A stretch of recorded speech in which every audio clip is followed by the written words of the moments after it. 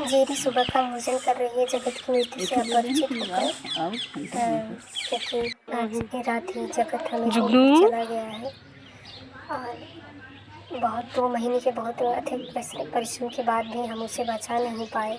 उसको पहले पार्वो हो गया, फिर वो पहले वो पैरालाइज्ड हुआ, फिर उसको पार्वो हुआ।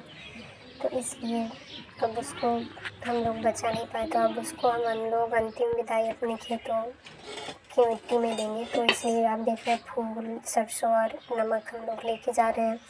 और आग भी है, क्योंकि वो कहा जाता है ना, क्षिति जल पावक गगन समीरा, पंचरचित अति अधम शरीर। यह शरीर पृथ्वी, जल, अग्नि, आकाश और वायु, इन 5 चीज़ों से ही मिलकर बना है। और जब ये हमारे लायक नहीं रह जाता तो हम इसी को अर्पित कर देते हैं।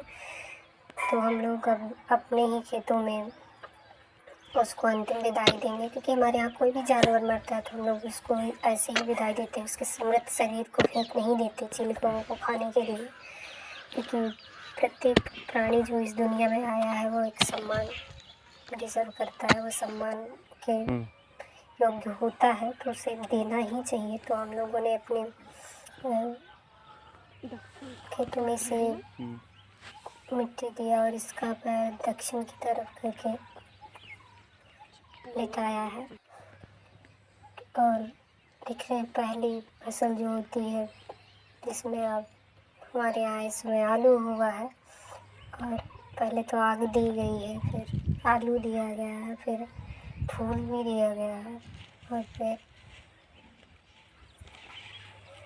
सरसों के बीज भी दिए गए हैं। तो इस तरह दिया जाता है। और क्योंकि हमारे बीच का हिस्सा होते हैं, कुछ लोग उनके शरीर को ऐसे ही फेंक देते हैं, वो समझ नहीं पाते कि जो कि अच्छा नहीं होता, उन्हें भी उसका अधिकार